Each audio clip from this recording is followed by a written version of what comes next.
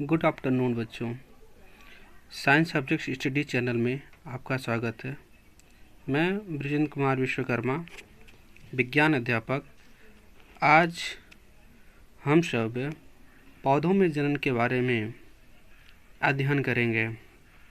जैसा कि आप जानते हैं कि किसी भी सजीव को जीवित रहने के लिए अर्थात उसके अपने पीढ़ी को आगे बढ़ाने के लिए जनन की क्रिया करनी आवश्यक होती है, जो कि यह एक सत्य है क्योंकि जीवन मृत्यु काल के बाद सभी एक नए जीव का उत्पन्न होना अति आवश्यक है। तो आइए आज हम चलते हैं रिप्रोडक्शन इन प्लांट के बारे में कुछ अहम जानकारियाँ लेते हैं। पौधों में जो जनन की विधियाँ होती हैं वो मुख्यतः 3 प्रकार की होती हैं। पहला होता है कायिक या वर्धी जनन, दूसरा होता है अलैंगिक जनन और तीसरा होता है आपका लैंगिक जनन। जैसा कि आप चार्ट देख रहे हैं, ये चार्ट बहुत ही महत्वपूर्ण है क्योंकि इसमें जो है पौधों में जनन की प्रत्येक प्रक्रियाओं के बारे में दिया गया है कि सभी भाग में किस किस प्रकार से जनन की क्रिया होती है। जैसे कायिक जनन में होता है प्राकृतिक और कृत्रिम और अलैंगिक में केवल अलैंगिक क्रिया होती है, जबकि लैंगिक या लिंगी जनन में जिसमें नर और मादा दोनों की आवश्यकता होती है उसमें विभाजन, बीजाणु जनन, मुकुलन, कलिका, खंडीभवन आदि क्रियाओं द्वारा होती हैं। अब विस्तृत रूप से हम लोग आते हैं, पहले जानकारी लेते हैं कायिक जनन के बारे में, जो कायिक प्रवर्धन के नाम से भी जाना जाता है। यह पौधों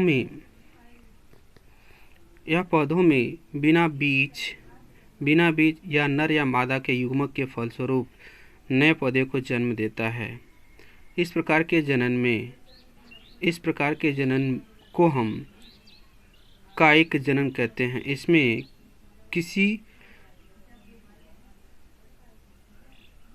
कायिक अंगों द्वारा प्रजनन की क्रिया संभव नहीं होती है। इसमें जैसा कि आप देख रहे हैं कायिक में होता है, काय में होता है शरीर से ही एक नए शरीर का निर्माण होता है। यही कायिक जनन की क्रिया के अंतर्गत हम अध्ययन करते हैं। यह मुख्यतः 2 प्रकार का होता है, एक होता है प्राकृतिक, दूसरा होता है आर्टिफिशियल। प्राकृतिक कायिक प्रवर्धन वह क्रिया है जो प्रकृति के द्वारा स्वतः होने वाले होती है। इसमें पौधे स्वयं ही अपने ढंग से उनके अंग से अलग होकर के एक नए पौधे को जन्म देते हैं, जो एकदम नेचुरल रूप में होता है। इसमें निम्नलिखित अंग भाग लेते हैं, जैसे जड़ों द्वारा जैसे शतावर, शकरकंद, डहेलिया आदि के जड़ें अनेक वर्धी कलिकाएं विकसित होकर के अनुकूल परिस्थिति में एक नए पौधे को जन्म देते हैं। उसी प्रकार से तनों द्वारा बहुत सारे ऐसे पौधे होते हैं जिनके तने जो होते हैं तनों के वायवीय भाग प्रतिकूल परिस्थितियों में नष्ट हो जाते हैं और अनुकूल परिस्थितियों में भूमिगत होकर के पुनः एक नए कलिका के साथ पौधे को जन्म देते हैं। यह कई प्रकार के होते हैं, जैसे प्रकंद जो होता है वह अदरक, हल्दी व केले में होता है। धनकंद देख लीजिए, धनकंद भी एक प्रकार का तना ही होता है जो कि केसर, अरबी आदि फूविया में पाया जाता है। सल्ककंद देखिए, सल्ककंद आजकल के समय में हम बहुत ज़्यादा उपयोग करते हैं, जैसे कि प्याज है, लहसुन है इत्यादि है। उसके बाद हम कंद खाते हैं, ट्यूबर, सब्जियों का राजा आलू इसके अंतर्गत आता है। उसके बाद आता है भूस्तरीय पुदीना, जो कि हमारे शरीर के लिए बहुत ही आवश्यक होता है। उपभूस्तरीय या प्रसारी कुछ पौधे जैसे खट्टी उट्टी, ब्राह्मण बूटी भी हमारे लिए उपयोगी होते हैं। इनके भी तने क्या होते हैं, विकसित होकर के अवस्थानिक जड़ों के रूप में विकसित होकर के एक नए पौधे को जन्म देती हैं।